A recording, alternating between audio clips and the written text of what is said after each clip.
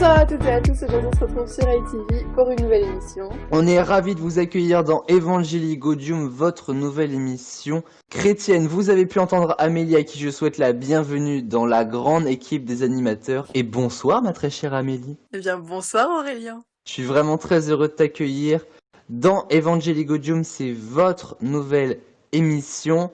Et voici le sommaire. Amélie va vous parler dans quelques instants d'une Lectio Divina, un Matthieu chapitre 7 qu'elle va lire et commenter pour vous. Puis Aurélien va suivre avec un docu-news où il rencontrera le père Jean-Pierre de la paroisse de Combourg pour savoir comment l'église fait face à la pandémie. Et enfin, le chrétien de la veillée ce soir, c'est Quentin, 20 ans, qu'Amélie a eu la chance de rencontrer. J'aurais adoré rencontrer ce petit monsieur, mais c'est Amélie qui nous l'a interviewé pour nous. Une interview très intéressante à suivre en fin d'émission. Mais tout de suite, le sang du jour. Nous sommes aujourd'hui le 5 septembre 2020 et en ce jour, nous fêtons la Sainte Raïssa. Cette femme, vous allez le voir, a une histoire tout à fait incroyable et d'une immense dévotion chrétienne. Laissez-moi vous la conter. Notre histoire démarre au IVe siècle après Jésus-Christ, c'est-à-dire au début des années 300. Raïssa est alors la fille d'un prêtre de Tamieh. Elle est très jeune et nous sommes à la frontière du désert de Libye, au nord de l'actuel continent d'Afrique. C'est à cette même époque que démarre la persécution de Dioclétien. Il s'agit d'un empereur romain de la fin du IIIe siècle et du début du IVe, et cette répression démarre en 303 précisément. Elle est d'origine de l'Empire romain et durera une dizaine d'années, et notre sainte du jour, Raïssa, en fera les frais. Cette répression s'agit d'une grande persécution envers les chrétiens. Un jour donc de l'an 308, en plein milieu de cette persécution chrétienne, de la persécution de Dioclétien, notre égyptienne Raïssa va puiser de l'eau au puits comme elle le fait très souvent, et elle en profite également pour laver le linge de sa famille avec l'eau du puits également. C'est alors qu'elle aperçoit au loin un cortège dirigé par la police très étrange et sur un bateau. Elle s'approche ainsi de ce cortège et découvre qu'il est en réalité constitué de prêtres, de vierges, de moines et de plein de personnes de fonctions ecclésiastiques. Et ces personnes-là sont en direction de la ville d'Alexandrie sous d'atroces conditions. D'autant plus que le cortège mené par la police prend la direction d'un terrible martyr. En gros, tous ces chrétiens sont destinés à la torture et à la mort par Dioclétien. C'est précisément à cet instant que Raïssa, alors qu'elle n'a pas 20 ans, décide de monter sur le bateau en s'écriant « Moi aussi, je suis chrétienne, je ne crois pas aux idoles ». Les chrétiens sur le bateau sont alors ahuris. Elle est en train de se vendre pour aller avec eux au martyr. Et ils tentent de la raisonner en répondant ceci: tu ne sais pas ce que tu dis, tu ne sais pas ce qui t'attend si tu montes sur ce bateau. Mais la jeune Raïssa ne décolère pas et n'écoute pas les chrétiens qui tentent de la raisonner. C'est pourquoi, pour se faire arrêter avec eux, elle profère une tonne d'injures jusqu'à ce qu'on l'arrête, au même titre que les autres chrétiens. Comme je vous l'ai dit, elle n'avait pas encore 20 ans, et la voilà maintenant prisonnière de ce groupe de martyrs. Tout comme les autres chrétiens, elle sera amenée à Alexandrie et devant le préfet Lucianus en 308. Mais elle le défiera, ce qui la conduira à sa perte. Raïssa finira décapitée par l'Empire romain en l'an 308 après Jésus-Christ, où l'on estime sa date de mort, puisque vous le savez, les dates ne sont pas précises à cette époque-là, mais l'on estime qu'elle est morte en l'an 308, où elle est montée évidemment au paradis pour sa dévotion absolument extraordinaire. Aujourd'hui, ce qu'il reste de Raïssa l'égyptienne, c'est un prénom, c'est un saint, fêté le 5 septembre de chaque année. Mais ce n'est pas tout, car une basilique lui est dédiée dans la région de Memphis, c'est aux États-Unis et dans l'État du Tennessee, et elle a également donné son nom à l'école de la paroisse Saint-Laurent de Bafou, c'est au Cameroun. Vous avez pu découvrir les Raissa aujourd'hui. Partons directement chez les Mathieu. Je ne savais pas trop quoi utiliser comme introduction, mais c'est un peu l'idée, puisqu'Amélie, dans quelques instants, va vous présenter la première Lectio Divina d'Evangelii Gaudium. Elle est allée voir Matthieu dans son chapitre 7. Très très intéressant cette Lectio Divina par Amélie. Ne jugez pas afin de ne pas être jugé, car on vous jugera de la même manière que vous aurez jugé, et on utilisera pour vous la mesure dont vous vous serez servi. Pourquoi vois-tu la paille qui est dans l'œil de ton frère et ne remarques-tu pas la poutre qui est dans ton œil? Ou comment peux-tu dire à ton frère, laisse-moi enlever la paille de ton œil alors que toi tu as une poutre dans le tien, hypocrite? Enlève d'abord la poutre de ton œil et alors tu verras clair pour retirer la paille de l'œil de ton frère.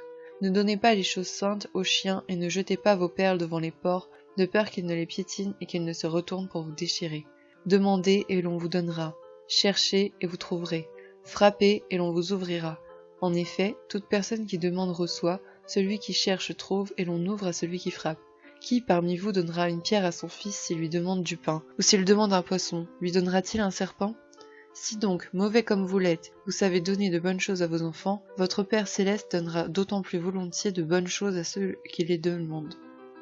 Tout ce que vous voudriez que les hommes fassent pour vous, vous aussi faites-le de même pour eux, car c'est ce qu'enseigne la loi des prophètes. Entrez par la porte étroite. En effet, large est la porte, spacieux le chemin menant à la perdition, et il y en a beaucoup qui entrent par là. Mais étroite est la porte, resserré le chemin menant à la vie, et il y en a peu qui le trouvent. Méfiez-vous des prétendus prophètes. Ils viennent à vous en vêtements de brebis, mais au-dedans ce sont des loups voraces. Vous les reconnaîtrez à leurs fruits. Cueille-t-on des raisins sur des ronces ou des figues sur des chardons? Tout bon arbre produit de bons fruits, mais le mauvais arbre produit de mauvais fruits. Un bon arbre ne peut pas porter de mauvais fruits, ni un mauvais arbre porter de bons fruits. Tout arbre qui ne produit pas de bons fruits est coupé et jeté au feu. C'est donc à leurs fruits que vous les reconnaîtrez. Ceux qui me disent « Seigneur, Seigneur » n'entreront pas dans le royaume des cieux, mais seulement celui qui fait la volonté de mon Père céleste. Beaucoup me diront ce jour-là « Seigneur, Seigneur, n'avons-nous pas prophétisé en ton nom? N'avons-nous pas chassé des démons en ton nom? N'avons-nous pas fait beaucoup de miracles en ton nom? » Alors je leur dirai ouvertement, je ne vous ai jamais connus. Éloignez-vous de moi, vous qui commettez le mal. C'est pourquoi, toute personne qui entend ces paroles que je dis et les met en pratique, je la comparerai à un homme prudent qui a construit sa maison sur le rocher. La pluie est tombée, les torrents sont venus, les vents ont soufflé et se sont déchaînés contre cette maison, elle ne s'est pas écroulée, parce qu'elle était fondée sur le rocher. Mais toute personne qui entend ces paroles que je dis et ne les met pas en pratique ressemblera à un fou qui a construit sa maison sur le sable. La pluie est tombée, les torrents sont venus, les vents ont soufflé et se sont abattus sur cette maison, elle s'est écroulée et sa ruine a été grande. Quand Jésus eut fini de prononcer ces paroles, les foules restèrent frappées par son enseignement, car il enseignait avec autorité et non comme leurs spécialistes de la loi. Donc en Matthieu chapitre 7 verset 6, je vous le relis. « Ne donnez pas les choses saintes aux chiens et ne jetez pas vos perles devant les porcs de peur qu'ils ne les piétinent et qu'ils ne se retournent pour vous déchirer. » Jésus il a utilisé cette analogie pour démontrer comment les gens dont l'esprit n'a pas été encore ouvert par Dieu et sa vérité réagissent vis-à-vis de la connaissance spirituelle. Donc on fait un lien avec Jean chapitre 6 verset 44. « Nul ne peut venir à moi si le Père qui m'a envoyé ne l'attire. » Donc Jésus instruisait ses disciples afin qu'ils n'aillent pas essayer de convertir des masses, à moins que Dieu n'ouvre l'esprit d'une personne, elle traitera la parole comme un porc traite des perles. Après, on retourne sur Matthieu chapitre 7, versets 7 à 11. Donc je vous relis le passage. « Demandez et l'on vous donnera, cherchez et vous trouverez, frappez et l'on vous ouvrira. En effet, toute personne qui demande reçoit, celui qui cherche trouve et l'on ouvre à celui qui frappe. Qui parmi vous donnera une pierre à son fils et lui demande du pain, ou s'il demande un poisson, lui donnera-t-il un serpent? Si donc, mauvais comme vous l'êtes, vous savez donner une bonne chose à vos enfants, votre Père céleste donnera d'autant plus volontiers de bonnes choses à ceux qui les lui demandent. » Donc Jésus veut dire par là que si on cherche Dieu, on le trouvera, et que si on prie, on sera exaucé, tant que ça rentre dans la volonté de Dieu. Après, chapitre 7, verset 13... Entrez par la porte étroite, en effet large est la porte, spacieux le chemin menant à la perdition, et il y en a beaucoup qui entrent par là, mais étroite est la porte, resserré le chemin menant à la vie, et il y en a peu qui les trouvent. Donc on a ici un lien avec Ésaïe chapitre 35 verset 8. Il y aura là une route, un chemin que l'on appellera chemin de la sainteté, aucun impur n'y passera, il sera réservé pour eux lorsqu'ils suivront ce chemin, même les fous ne pourront s'y égarer. Donc Jésus veut dire par là que on peut accéder à la vie éternelle qu'en passant par lui, comme il le dit en Jean chapitre 10 verset 9. C'est moi qui suis la porte, si quelqu'un entre par moi, il sera sauvé, il entrera et sortira, et il trouvera de quoi se nourrir. Mais on doit aussi reconnaître que l'on pêche et se repentir, comme on voit en Actes chapitre 2, versets 37 à 38. Après avoir entendu ce discours, ils eurent le cœur vivement touché et dirent à Pierre et aux autres apôtres, « Frères, que ferons-nous » Pierre leur dit, « Changez d'attitude et que chacun de vous soit baptisé au nom de Jésus-Christ pour le pardon de vos péchés, et vous recevrez le don du Saint-Esprit. » Pour passer par la porte étroite, donc celle qui mène à la vie éternelle, il faut renoncer à toute justice personnelle, laisser dehors tout ce qui glorifie la chair, tout en se reposant complètement et uniquement sur la grâce de Dieu. On revient à Matthieu chapitre 7 verset 15, « Méfiez-vous des prétendus prophètes, ils viennent à vous en vêtements de brebis, mais au-dedans ce sont des loups voraces, vous les reconnaîtrez à leurs fruits. Cueille-t-on des raisins sur des ronces ou des figues sur des chardons? Tout bon arbre produit de bons fruits, mais le mauvais arbre produit de mauvais fruits. Un bon arbre ne peut pas porter de mauvais fruits, ni un mauvais arbre porter de bons fruits. Tout arbre qui ne produit pas de bons fruits est coupé et jeté au feu, c'est donc à leurs fruits que vous les reconnaîtrez. » Donc un bon arbre, c'est une personne touchée par le Saint-Esprit qui fait de bonnes œuvres et donc qui porte de bons fruits. Après Matthieu chapitre 7 verset 21, « Ceux qui me disent Seigneur, Seigneur n'entreront pas dans le royaume des cieux, mais seulement celui qui fait la volonté de mon Père céleste. Beaucoup me diront ce jour-là, Seigneur, Seigneur, n'avons-nous pas prophétisé en ton nom? N'avons-nous pas chassé des démons en ton nom? N'avons-nous pas fait beaucoup de miracles en ton nom? Alors je leur dirai ouvertement, je ne vous ai jamais connus, éloignez-vous de moi, vous qui vous commettez le mal. » Il ne suffit pas de chasser les démons ou de prêcher pour accéder au royaume, il faut accomplir toutes sortes de bonnes œuvres et passer par la porte étroite. On a donc un lien avec les psaumes, chapitre 6, verset 9. Ici, on nous dit « Éloignez-vous de moi, vous qui commettez l'injustice, car l'Éternel entend mes pleurs. » Et pour finir, chapitre 7, verset 24 de Matthieu, il faut que notre foi soit battue sur des commandements pour qu'elle ne s'écroule pas malgré les attaques et les baisses de morale. Quand il dit que notre foi doit être fondée sur le rocher, c'est que pour être solide, elle doit être déjà fondée sur des fondements solides, et pas sur les qu'en dira-t-on, les commérages, etc. Il faut vraiment qu'elle soit basée sur la parole.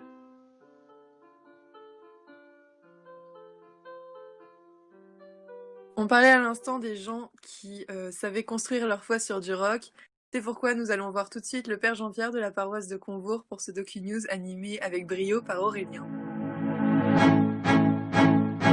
Je me trouve non loin du presbytère de la paroisse Saint-Gilbert du Combournais à Combourg, où je vais avoir le plaisir de rencontrer le Père Jean-Pierre. Il officie dans l'église Notre-Dame de Combourg, une église paroissiale, et vous allez découvrir son témoignage sur comment l'église fait-elle face au Covid-19. Il a accepté de répondre à nos questions pour Evangelii Gaudium. Voici le docu-news d'aujourd'hui.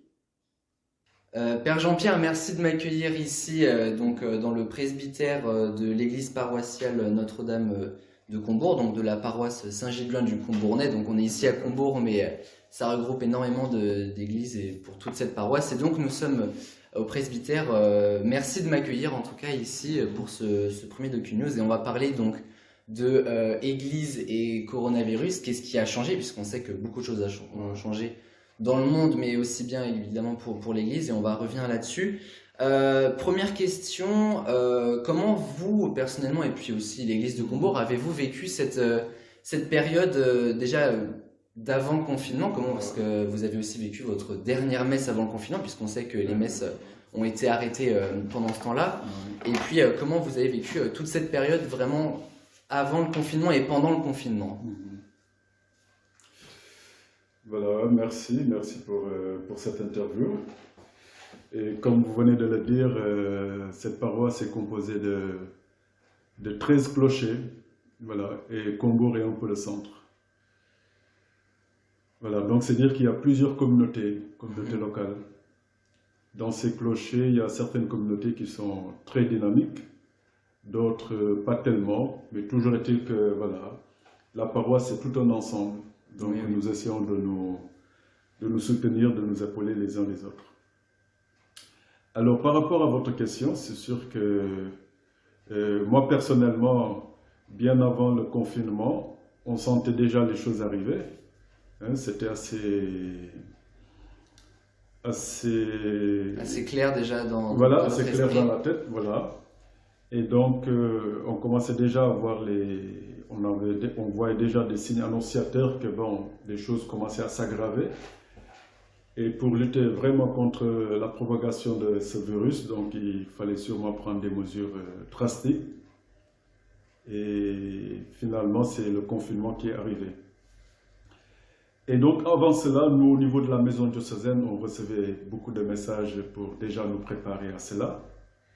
Et puis, entre-temps, on a appris le dernier dimanche où nous sommes vraiment entrés en confinement, on a eu en tout cas l'interdiction de célébrer la messe dans les églises. Voilà. J'essaie de trouver la date. Alors, nous sommes rentrés en confinement le 17, Voilà, le 17 mars. Voilà, le à 17. midi Donc, précisément. voilà. Déjà le 15 mars. Le 15 mars, c'est ce dimanche où vraiment on a demandé aux gens de ne pas. On a demandé aux prêtres donc de ne pas célébrer D'accord. l'Eucharistie avec public. D'accord. Ben, il se trouvait que ce week-end, moi j'avais déjà une messe qui était programmée le samedi. J'ai pu célébrer cette messe. Par contre, dans la soirée même de ce samedi, nous avons reçu donc la nouvelle de l'évêque qui nous demandait donc de ne pas célébrer. D'accord. Évidemment, les gens étaient surpris parce que ceux qui n'avaient pas entendu cette mesure sont venus naturellement à bah oui. l'église et ils ont constaté d'eux-mêmes qu'il n'y avait pas de célébration eucharistique. D'accord. Et ça a suivi à partir du 17 et les 55 jours de confinement qui ont suivi ici en France. Alors évidemment, à l'issue de ce confinement, les églises ont quand même rouvert après plus de 55 jours Voilà. du coup ici à Combourg. Comment l'église s'est-elle métamorphosée pour pouvoir accueillir les fidèles, accueillir les chrétiens de Combourg, mais évidemment Voilà. des alentours? Comment est-ce que l'église s'est métamorphosée pour pouvoir permettre l'accueil de ses fidèles? Voilà. Et donc, avant de parler de l'accueil, je parlerai même pendant le confinement. Nous avons toujours cherché à entrer en lien avec nos paroissiens, disons ceux qui avaient des contacts avec nous, Oui. parce qu'au niveau de notre paroisse, nous avons le contact de quelques paroissiens, et à travers eux, nous leur envoyons régulièrement la feuille paroissiale à travers leur boîte mail. D'accord. Donc, ceux-là sont toujours restés en contact avec nous. Et en plus de cela, ben, il y a le site de la paroisse en tant que tel. On essayait aussi de mettre des informations, ce qui permettait à ceux qui le veulent ou ceux qui le voulaient, donc d'avoir des informations pendant. Donc on a vraiment essayé avec la feuille paroissiale, on a donné des informations au fur et à mesure qu'on avançait. Et dans ces informations, on leur demandait aussi de pouvoir se connecter à tel autre site, ou bien de capter telle chaîne de télévision pour pouvoir donc suivre les célébrations à travers les médias. Voilà. Et donc quand nous sommes sortis du confinement, évidemment il fallait aussi prendre des mesures pour permettre aux fidèles de revenir dans l'église. Voilà. Alors les trois mesures vraiment strictes que les évêques nous demandent de respecter, évidemment quand je parle des évêques, c'est eux qui nous parlent de cela, mais avant les évêques, il y avait déjà le gouvernement qui avait donc donné des mesures, et puis donc répercutées par nos évêques. Et donc la première des choses, on nous demande d'avoir le gel hydroalcoolique à la porte de chaque église. Il est à côté de nous, sur le bureau d'ailleurs. Voilà, exact. Et puis on demande aux fidèles de venir avec leur masque, et puis par la suite respecter la distanciation. Alors nous au début, au niveau de la paroisse, les mesures que nous avons eu à adopter avec le conseil pastoral paroissial étaient d'ouvrir 4 églises pour permettre aux fidèles, voilà, de pouvoir se rassembler dans ces églises-là, mais aussi de pouvoir accueillir le maximum possible de fidèles. Voilà. Et donc au niveau de la paroisse, nous avons choisi l'église de Combourg, évidemment, l'église de Meillac, qui est aussi centrale, c'est une grande église, l'église de Bonne-Mère, c'est une grande église, et l'église de l'An-Hélène. Donc on a fonctionné pendant tout le mois, disons, de juin. Tout le mois de juin, nous avons fonctionné dans ces églises-là. Donc on a fait le tour. Donc le samedi, il y avait une messe dans une église, et le dimanche, nous avons maintenu nos 3 messes dans ces différentes églises. D'ailleurs, nos 2 messes. Donc on a réduit d'ailleurs le nombre de messes. D'accord aussi. Donc c'était vraiment dans le but de... Et dans ces églises, on a eu à disposer les bancs ou à disposer les chaises de telle sorte que la distanciation puisse se faire. Voilà. D'accord. Mais j'avoue que ce n'était pas une mince affaire, surtout le premier jour, le premier dimanche, je veux dire, quand les fidèles sont arrivés. Certains se sont plaints parce qu'il a fallu qu'ils se séparent soit du conjoint ou bien de la famille. Parce qu'il y avait des chaises condamnées, Voilà, justement, des chaises condamnées. et c'est toujours le cas d'ailleurs. Voilà. Et donc, on a finalement revu, en tout cas, la disposition des chaises pour ce qui concerne le Congo. On a dégagé quelques bancs pour permettre à ceux qui viennent en famille de pouvoir occuper ces bancs-là. Et aussi, on a dit, mais ceux qui sont en couple aussi, vous n'avez pas besoin de vous séparer quand vous arrivez à l'église, donc vous vous mettez ensemble. De toutes les façons, ils vivent ensemble, donc il n'y a aucun problème. D'accord, oui. Donc voilà sont les dispositions que nous avons eues. Et donc on a passé tout le mois de juin comme ça, avec ces 4 églises. Et puis par la suite, on s'est rendu compte que finalement, on pouvait ouvrir les autres églises, mais toujours en tenant compte avec ces mesures. Oui. Ces mesures. Quelque chose qui également a été impacté, puisqu'énormément de choses ont été impactées par cette épidémie de Covid-19, c'est la communion, donc en pleine messe évidemment. Comment se passe ici à Combourg la communion, j'allais dire, de l'après-Covid? Voilà. Donc après l'après-Covid, même nous les prêtres qui célébrons les messes, il y a des mesures sanitaires qu'on nous demande de respecter. Le gel hydroalcoolique, il faut nécessairement qu'on l'utilise juste avant la consécration. Donc on met le gel hydroalcoolique. Et lorsque nous donnons également la communion, nous remettons nos masques pour donner la communion. Et après la communion, nous prenons également, nous désinfectons avec le gel hydroalcoolique. Voilà. Et donc pour la communion en tant que telle par rapport aux fidèles, tout dépend aussi de la disposition des églises. Voilà. Mais toujours est-il que pour la communion, soit c'est une seule personne ou 2 personnes. Même s'il y a 2 personnes, nous essayons de nous disposer de telle sorte que les gens respectent la distanciation en venant communier. Donc nous, pour ce qui nous concerne, ce ne sont pas les prêtres qui allaient dans les rangs parce que la disposition des chaises ne permettait pas cela. Donc nous demandions aux fidèles de venir en procession comme d'habitude. Sauf que là, ils sont espacés d'1 mètre. Et on commençait soit par une rangée de la nef, puis par l'autre rangée, et puis par la suite, on prenait les bas-côtés, là où ils existent dans les églises. D'accord, ok. Voilà. Je suis venu justement à la communion. La communion, c'est aussi un sacrement, évidemment, la première communion. Alors, comment se passent les sacrements ici à Combourg? On sait en plus que mai-juin, c'est notamment la grande période des sacrements. Alors ici à Combourg, mais un petit peu partout aussi, que ce soit la première communion, la profession de foi, confirmation ou autre. Comment se passent désormais tous ces sacrements? On peut aussi aller jusqu'au mariage, aux enterrements. Ça a fait beaucoup débat en pleine période de confinement. Alors, comment se passent tous ces sacrements? Voilà.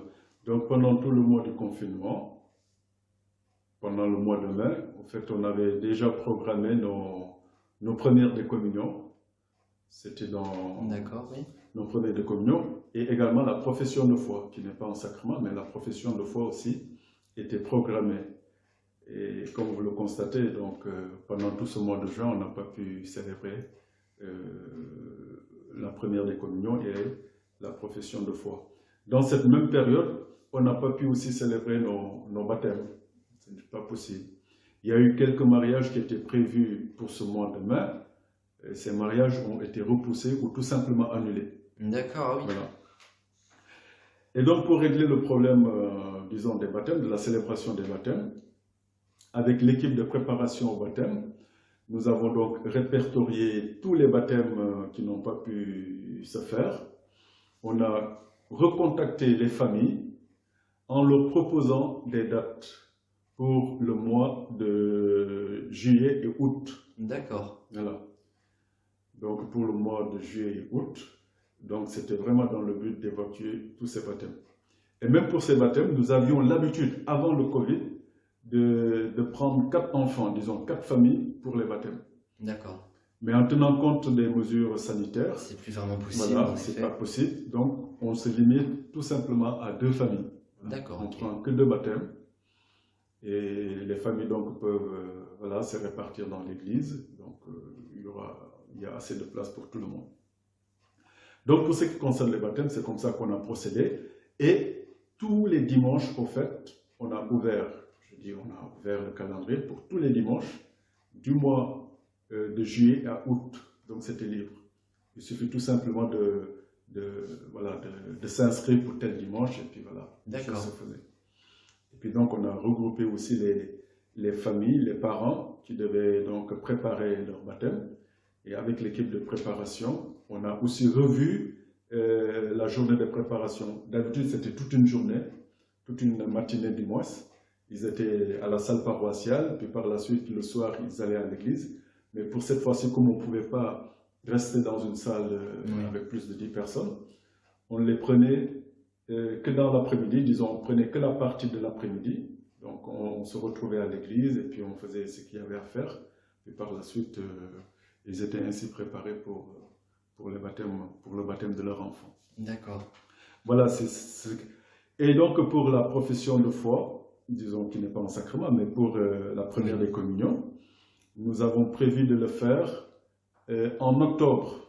D'accord. Donc la rentrée pastorale, ce sera au mois de septembre.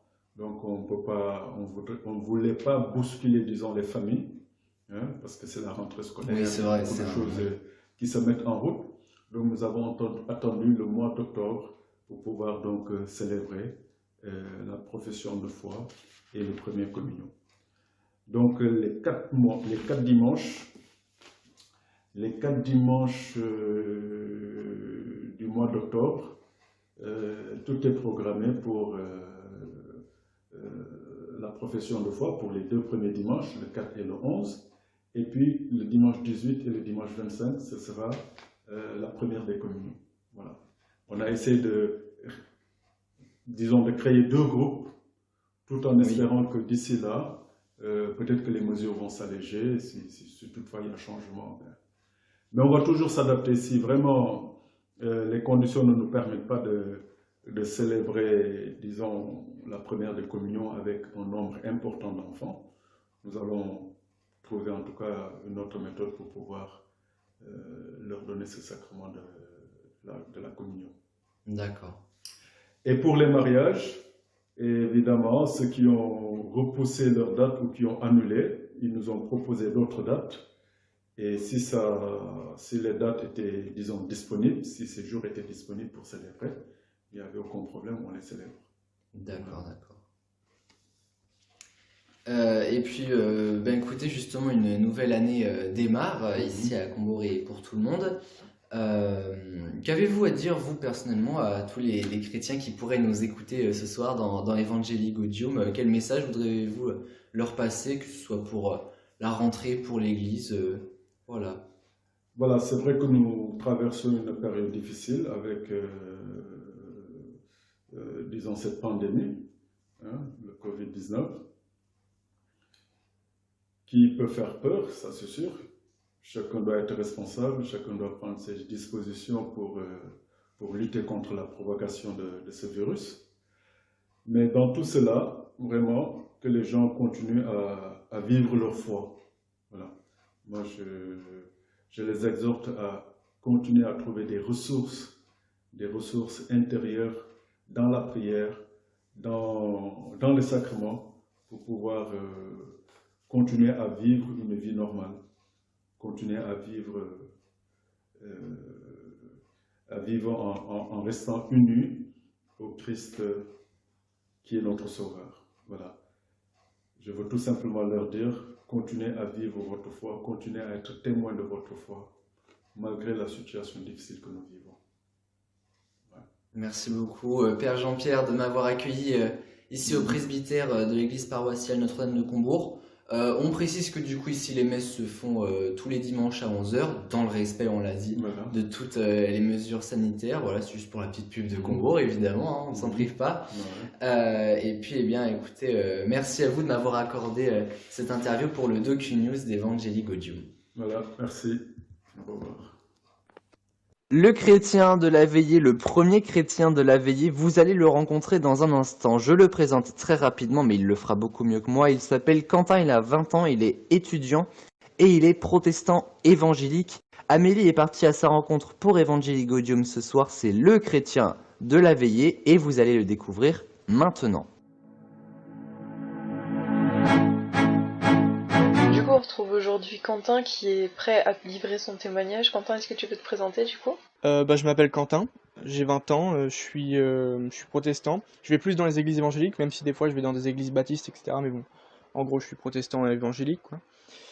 Après, moi, enfin, s'il y a un truc sur lequel je devais appuyer qui me concerne, c'est plus, j'ai à cœur les hommes, etc., les aider en fait. C'est vraiment quelque chose qui me tient à cœur.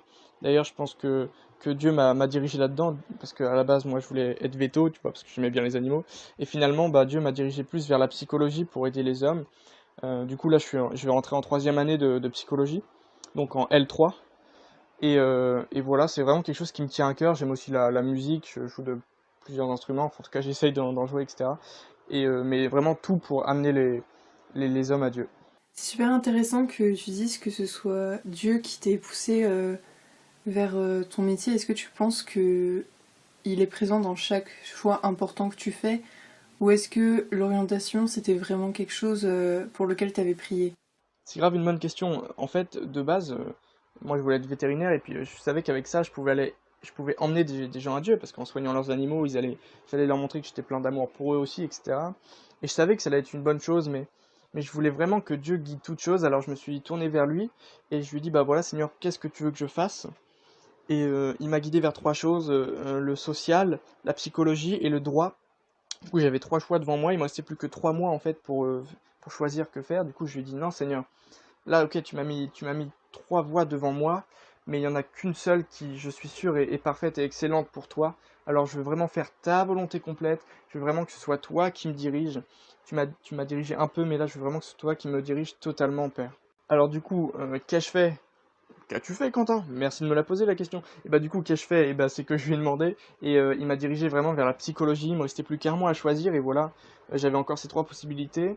Et tous les gens à qui j'ai demandé conseil m'ont dit non, va pas en psychologie, ta foi va se perdre, etc. Mais je sentais vraiment que Dieu m'a appelé là-dedans, alors j'ai vraiment persisté, et ces 2 années de bonheur où j'ai pu plus découvrir l'homme, où j'ai pu découvrir l'empathie, etc. Enfin, c'est quelque chose que je connaissais déjà, mais j'ai pu avoir plus d'empathie en découvrant l'homme, en découvrant que c'était pas de sa faute. J'ai pu avoir de l'empathie pour les enfants, qu'avant ça, j'étais en mode, bah, ils sont un peu bêtes, mais non, en fait, maintenant j'ai compris comment ils fonctionnent, maintenant j'ai compris comment fonctionne l'homme.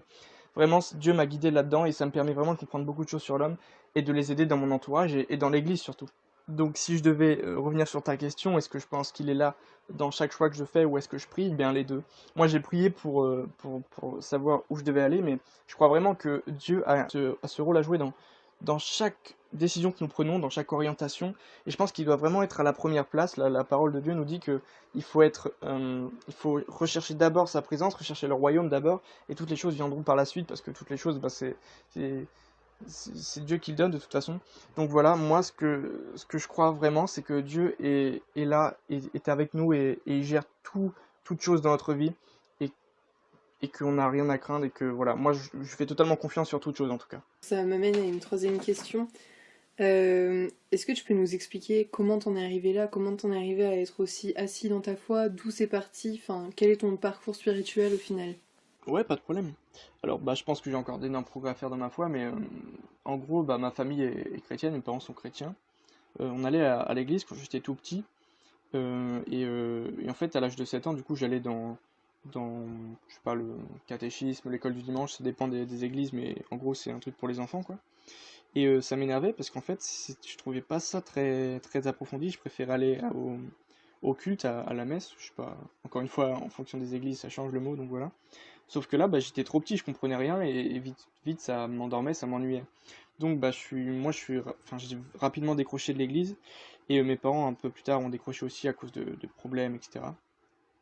Mais plus tard, du coup, j'étais plus dans l'église et c'est là que j'ai fait la rencontre avec Dieu.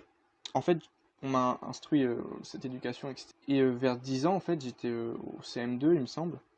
Et voilà, mes copains de classe à l'époque disaient ouais non, Dieu n'existe pas, mes parents ils disent que Dieu n'existe pas, ton Jésus n'existe pas, etc. Et moi j'étais pas content, j'étais en mode si il existe et tout. Et c'est là que j'ai pris vraiment la décision d'accepter Jésus vers 10 ans. Et là j'ai commencé à faire mes recherches, etc. Entre 10 et 14 ans, du coup je me suis intéressé aux différentes églises et j'ai appris beaucoup de choses moi-même. Et du coup c'est là que j'ai pu avoir mes fondements de la foi. Et c'est grâce aussi au pasteur en fait qui était dans l'église que j'avais quitté. Ça a vraiment été un modèle pour moi, un père spirituel. Et, et du coup, voilà, pour ça, mais vers 14 ans, il me manquait quelque chose, alors j'ai décidé de retourner à l'église. Et comment dire, en retournant du coup à l'église, j'ai pu approfondir ma foi, etc. Et c'est là vraiment que j'ai commencé à vivre quelque chose d'encore plus intense avec Dieu. Parce que de 10 à 14 ans, je vivais les choses solo, mais là, je vis vraiment avec une communauté, je vivais la communion vraiment avec les frères et sœurs. J'ai pu apprendre beaucoup de choses et vraiment, ça m'a aidé à asseoir ma foi. Et, et voilà, hein, si je devais expliquer. D'accord, et du coup, genre, à quel moment t'as su que c'était ton choix, genre que c'était pas parce que tes parents t'avaient dit qu'il existait que tu savais que Dieu était là, enfin, est-ce que tu te souviens d'un moment clé où pour toi vraiment t'as su que c'était ton choix de suivre Dieu et pas un choix imposé par tes parents ou par quelqu'un d'autre? En fait, dès mes 7 ans, en fait, quand j'ai décidé de me décrocher un peu de l'église, je me suis aperçu que mes parents me laissaient le choix, que c'était pas une obligation, et du coup, là, j'ai compris beaucoup de choses déjà. Et du coup, j'avais entendu parler de Jésus, même si ça m'intéressait pas forcément ce qu'il faisait, parce que c'était pas assez approfondi chez les enfants, j'avais quand même entendu les bases qu'il disait, etc. Et j'avais soif de plus, je voulais en savoir plus. Et vu que ma famille est chrétienne, pas seulement mes parents, voilà, des fois je demandais, des fois je voyais des choses aussi, des miracles qui se passaient, etc. Et vraiment, pendant en fait ces 3 années, entre 7 et 10 ans, c'est là que j'ai- j'- petit à petit, ma décision s'est prise toute seule. Et j'ai décidé de me décrocher de mes parents pour vraiment faire ce choix personnel. Et justement, c'est à 10 ans que j'ai fait ce choix. Quand mes potes n'étaient pas d'accord, j'ai décidé, moi, de dire à Jésus, moi, je crois en toi, et moi, je crois que tu es vivant, je crois que tu es vraiment Dieu, etc. D'accord. Et du coup, je reviens sur enfin, comme t'as dit, tu t'es plutôt protestant, tu vas plutôt dans les églises évangéliques ou baptistes. Comment t'as fait pour savoir que c'était ce courant-là qui te parlait le plus? Est-ce que du coup, pour le coup, t'as suivi tes parents ou est-ce que tu trouves que c'est celui qui se rapproche le plus de la Bible? Enfin, est-ce que c'est une question d'atmosphère ou autre chose? Oh, question polémique. Ok. Alors, en fait, on pourrait se dire, ouais, t'as suivi tes parents, etc. Et je pense que dans un sens, c'est vrai, mais aussi, je pense que encore une fois, c'est mon choix personnel. Dieu m'a guidé là pour toucher les gens là, comme je pense qu'il guide des gens vers le catholicisme et vers l'orthodoxie pour guider des gens là-bas.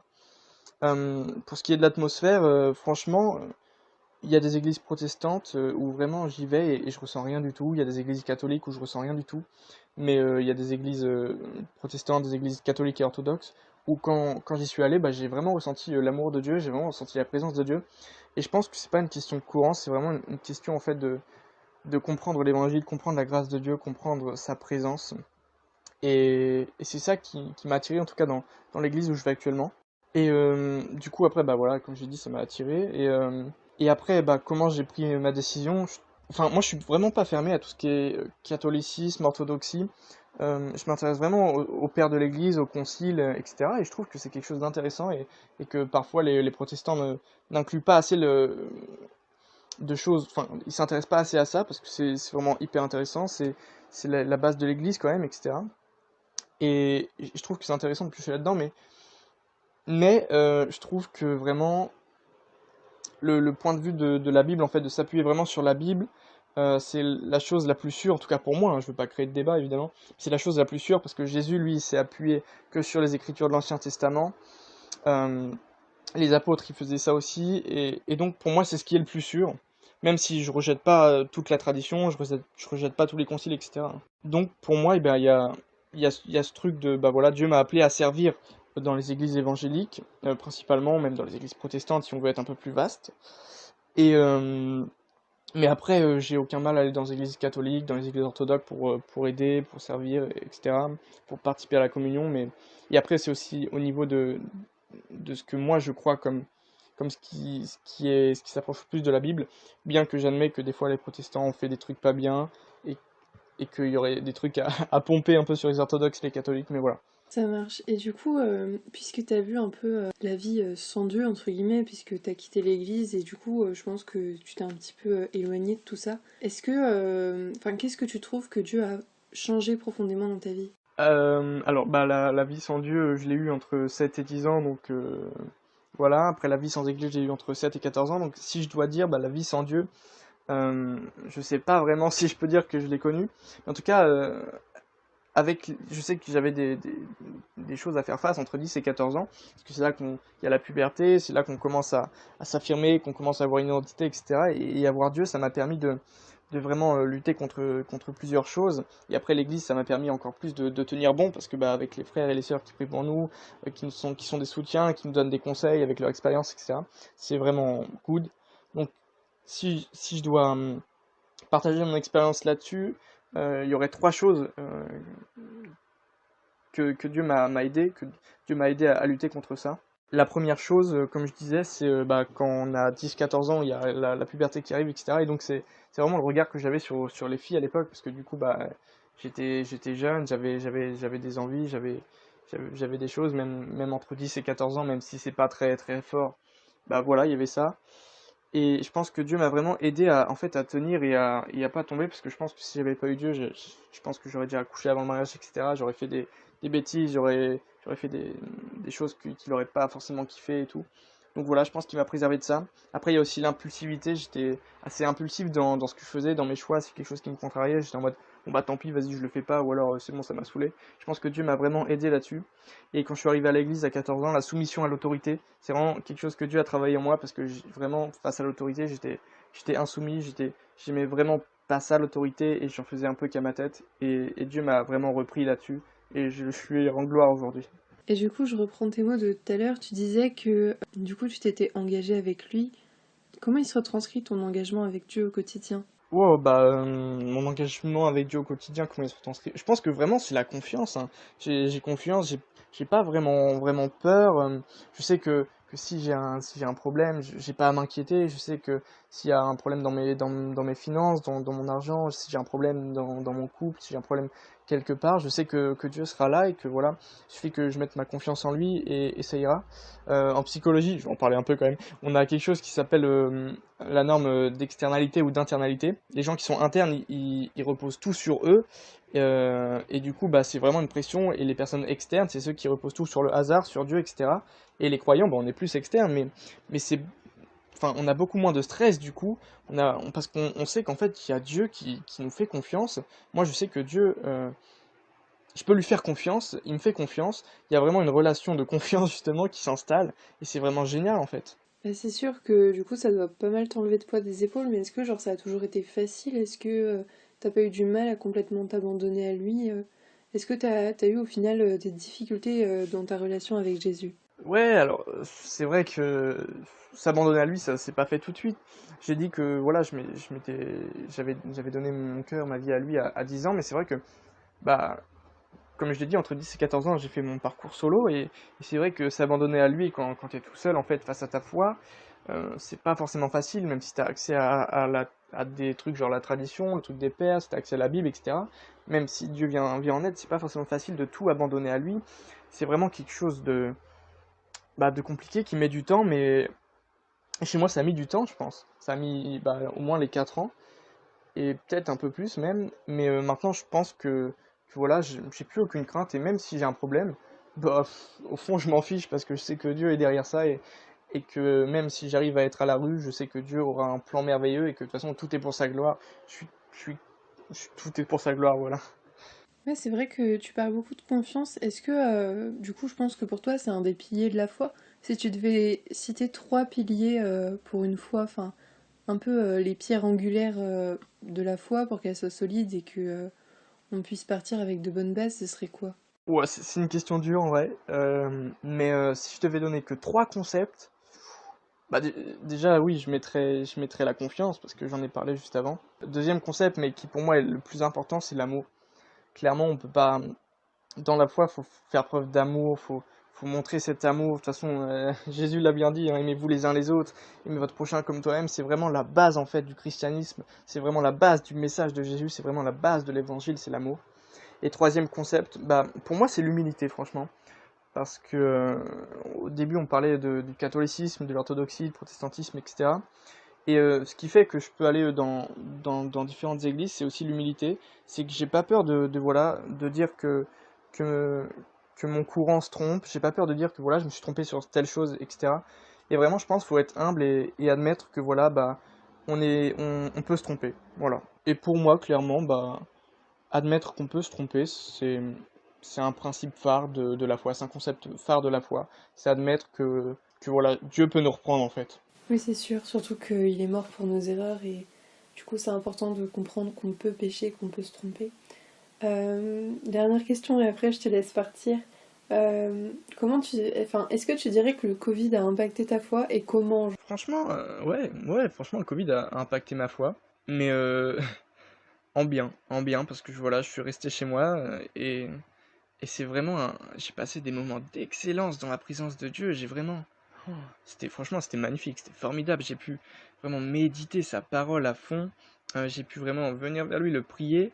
Et dans mon église, en fait, j'ai des engagements et ça m'a permis en fait bah, de pouvoir me mettre à fond dans ces engagements, de pouvoir servir Dieu à fond. Donc vraiment dans toutes les choses, dans le jeûne, dans la prière, dans la lecture de la Bible, même dans mes études de la tradition, des écrits des pères, etc. Et dans mon engagement, bah voilà, tout s'est amélioré avec le Covid parce que j'avais du temps de libre. Et peut-être c'est pas pareil pour tout le monde, c'est vrai.